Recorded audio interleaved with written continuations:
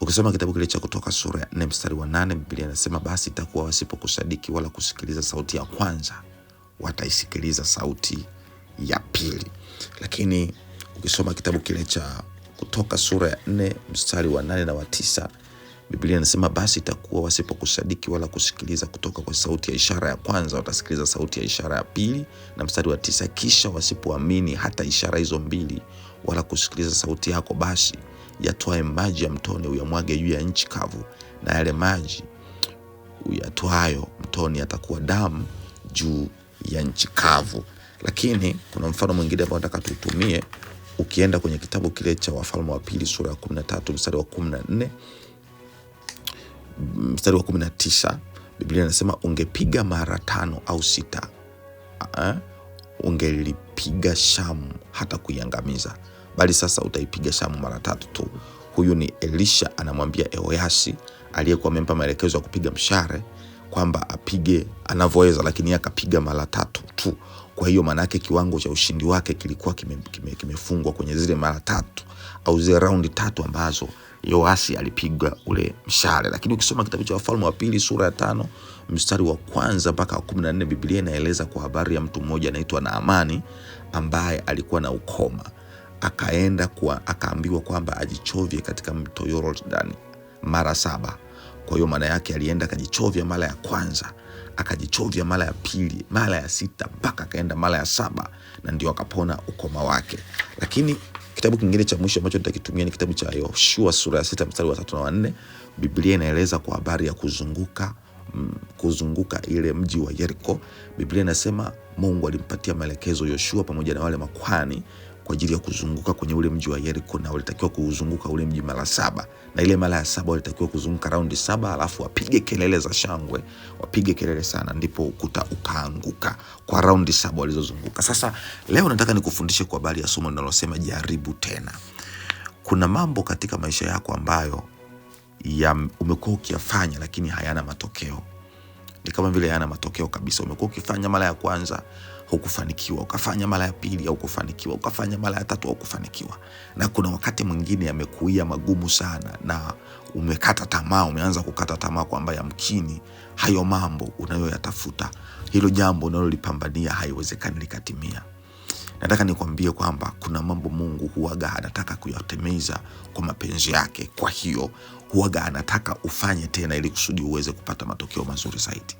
Mfano mzuri, wewe ukiwa unaumwa kwa mfano malaria, ukaanza kutumia dozi. Ukimeza vidonge siku ya kwanza, hata kama ni vidonge sahihi vya alu vya malaria, ukimeza dozi moja tu, kwa maana ya ile dozi ya mara ya kwanza, unaweza ukameza ukajikuta kama kichwa kilikuwa kinauma sana, basi kimeacha kutulia kuuma. Lakini hiyo haimaanishi kwamba umepona. Utameza tena dozi ya jioni baada ya yale masaa 8. Ukimeza utakuta tena kama kuna ukaua hueni. Utaenda kwenye siku ya pili utameza tena. Utaenda dozi ya pili, dozi ya 4 kwenye siku ya pili utameza tena. Utaenda kwenye siku ya 3 utameza tena. Utaenda kwenye siku hiyo ya 3 dozi ya pili utameza tena. Hapo sasa ndio utakuwa umepona. Kwa sababu dozi ya malaria inanyewa siku 3, kwa maana ya mara 6. Sasa maana yake dozi ziko 6, unameza vile vidonge mara 6, kwa maana kila baada ya masaa 8 kwa muda wa siku 3.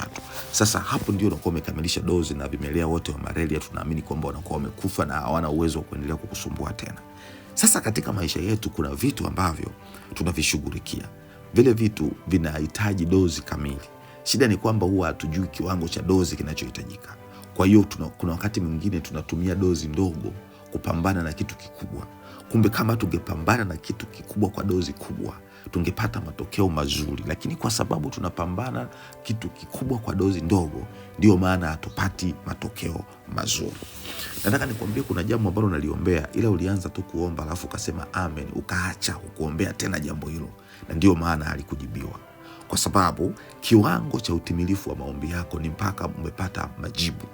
Na kupata majibu kuko kwa aina kwingi. Unaweza kupata majibu kwa kupata amani sio kwa ya kawaida ndani yako, na uhakika na conviction ya ndani kwamba lile jambo ambalo unaliombea sasa limekamilika.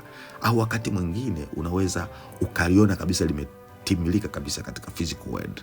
Lakini wakati mwingine unaweza ukaliona kabisa lile jambo limetimilika katika ulimwengu wa roho. Kwa hiyo Unapokuwa unatafuta kitu chako mbele za Mungu, usiache mpaka kimetokea. Usiache mpaka umepata majibu.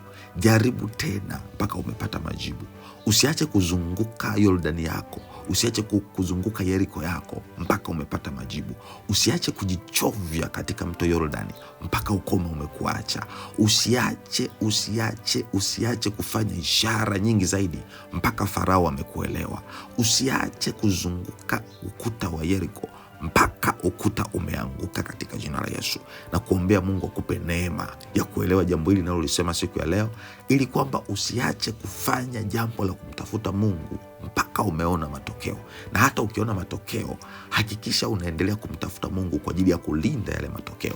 Hata Waswahili wanasema kilichopatikana kwa maombi huwa kinalindwa kwa maombi. Kwa hiyo leo nilikuwa na message ndogo kwako kwamba usiache kufanya jambo lako unalolifanya, jambo lako jema mpaka umeona matokeo.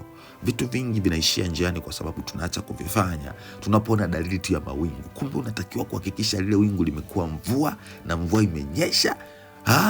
Hutakiwi kuachia njiani. Kamilisha dozi. Usiachie njiani. Unaweza kuona kuna kama mlango wa muujiza unatokea. Ukishaona mlango, dalili ya mlango umetokea, haimaanishi kwamba ndio imesha kuwa. Haimaanishi kwamba ndio imesha tokea basi uache na kuomba. You have to keep on praying until it happens. You have to keep pushing until you see the results. Na hata ukiona matokeo, you have to keep pushing until unakuta kile kitu kimekuwa dhahiri na kimesustain katika maisha yako. Hivyo ndivyo ambavyo tunafanya katika kupigana katika ulimwengu wa roho na kuruhusu vitu vya rohoni vije mwilini. Hivyo ndivyo tunavyofanya kuruhusu baraka za Mungu zitujilie. Otherwise, kama ukiwa ni mtu wa kukata tamaa mapema, kama ukiwa ni mtu wa kuachia njiani, huwezi kuona significant results until you start doing it, until it happens in the mighty name of Jesus. Ninakuombea katika jina la Yesu, Mungu akupe neema, Mungu akupe nguvu, Mungu akupe uweza, ili uweze kufanikiwa sana katika jambo ambalo unalipambania kwa mamlaka ya jina la Yesu. Amen. Kama wewe hujaokoka, nifuatishe maneno haya. Sema: Bwana Yesu, ninakuja kwako, mimi ni mwenye dhambi. Ninaomba unisamehe dhambi zangu na makosa yangu. Leo naokoka na kukuamini wewe Yesu kuwa ni Bwana na Mwokozi wa maisha yangu. Namkataa shetani na kazi zake zote katika jina la Yesu. Amen. Mungu, nakushukuru kwa siku ya leo. Asante kwa ajili ya msikilizaji wangu ambaye Mungu amepata nafasi ya kusikiliza ujumbe huu. Namwombea baraka na neema yako Mungu ikawe juu yake, ukamfunike, ukamuongoze, ukamlinde, ukampe afya njema na uzima na neema izidio sana, katika jina la Yesu, jina la mwana wa Mungu aliye hai, jina la mamlaka la Yesu Kristo nimeomba. Amen. Mungu akubariki. Siku yako imebarikiwa katika jina la Yesu. Amen. Amen. Amen.